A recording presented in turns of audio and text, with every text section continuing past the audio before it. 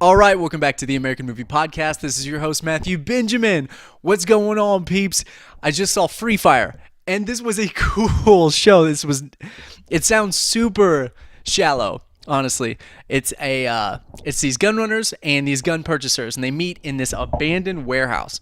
And it's a very shanty warehouse. It's very, very huge, and it's all sheet metal and rubble, and it is just a mess inside. And it's got Brie Larson, who was in King Kong, Armie Hammer, who I think this was probably one of my favorite of his performances ever, and Cillian Murphy, who was Scarecrow in Batman, and 28 Days Later, who I absolutely adore as an actor. But this wasn't an entertaining movie because it was an entire firefight scene, and it was all in real time. It was in one shot, so throughout the duration, there were no cutaways, there were no time lapses. It was all within pretty much an hour and a half of an exchange. And it was so cool because I had never seen anything like this before. It was pretty genius. The arms dealers brought the wrong guns. Right then and there's tension. It's like, you brought me the wrong guns. I brought all of this money and you brought me the wrong guns. This is all you have. So there's strike one. It kind of builds up a little bit of tension. And then they start remarking from where they're from, and like animosity, it rises more. And it's not like it's not a break and then there's a double cross within this exchange. It is like it's a build up and a build up and a build up, and there were measures taken to like subside the tension, and then that happens, and then something else occurs, and it just creates chaos because somebody from two right-hand henchmen on both sides happened to see each other the night before, and there was a scuffle, and there was tension between those two, and that, spoiler alert, is what kind of creates the Free Fire firefight. So this was a cool show because it actually made sense on how bad everybody is at shooting guns. I don't know if you've ever shot a gun. It's very difficult, especially when you're being shot at. These are not trained professionals. They're thugs and gun runners. And the majority of them aren't that. They're just henchmen who were hired to like move the guns back and forth into vans and stuff. So it was so funny. Like, it was a comedy too. Like, I found myself on the edge of my seat and also laughing. It was the coolest experience watching this because I had never seen any movie like this before. And it was just, I recommend it. You should definitely see this. This was cool. Like, there was a couple things where everybody said, well, I was trying to figure out who was shooting at who. But I think that was part of the director's purpose on shooting it, because it was complete chaos. And I mean, you would enjoy this if you definitely don't mind vulgar language and some gore. I mean, it's not super gory. There are maybe 2 or 3 brief moments of cringeworthy gore, but besides that, there's some gun wounds and stuff like that. There's a faint amount of blood, besides maybe with the exception of 3 or 4 spots.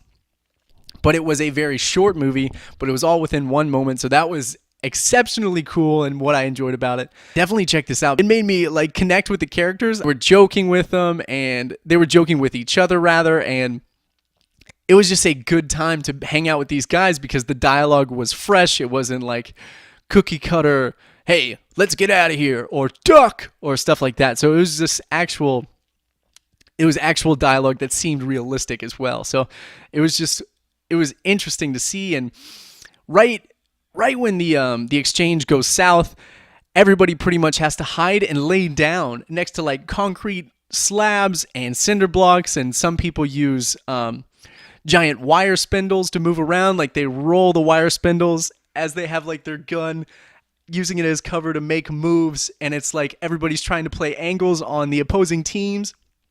And then suddenly there's people who are trying to make deals and exchange cash for favors. So it's not like an all-out, knockdown, drag-out firefight for an hour and a half. There are subtleties and lulls where there's trying to be exchanges and politics and deals in between the groups, and select people within those groups, because most of them are hired. So they have mercenary-like tendencies to double cross, or whoever's going to get paid, or whoever feels like they're going to have the most likelihood to survive this firefight. So it was really freaking cool. I recommend this as long as you do not mind. There was a lot of loud noises and like firefights and explosions. So if you don't like that, I wouldn't recommend it. But if you enjoy gun scenes and firefights, these weren't like super measured, sharp gun scenes. It was burly and raw, and they were not good shots, and everyone gets injured. So like, no one's at their full state of being able to move. Like, it's not the Matrix where everybody's moving super quick. They're like slowly crawling and trying to make the best of what they have at their disposal right now, trying to find more ammunition. And it was hysterical, the dialogue and the exchanges in between all the groups and everything. So if you want to see firefight and you do not mind some gore, some loud action, and some violence, it was definitely violent, but it was entertaining for sure. I'd never seen a movie like this where it was like the whole scene was just a slow firefight. It was cool. It was really cool. I'd never seen anything like it or similar even. So it was awesome. It was awesome. And Armie Hammer did an amazing job. Brie Larson just was like, meh. She didn't even seem like she had to be there. Like, she just didn't seem like she had to be there at all. But that is it for now with me. This is Matthew Benjamin with the American Movie Podcast. Thank you so much for watching. If you could like, comment, subscribe. A lot of good stuff to come. So make sure you subscribe so you can see it. And if you want to support the podcast, there's a link down below in the affiliate for an Amazon affiliate link. And if you purchase anything through that link, a small percentage goes back to the podcast. I would greatly appreciate it. So if you want to support it without any extra cost to you, and you're going to purchase something on Amazon anyways, feel free to use that link.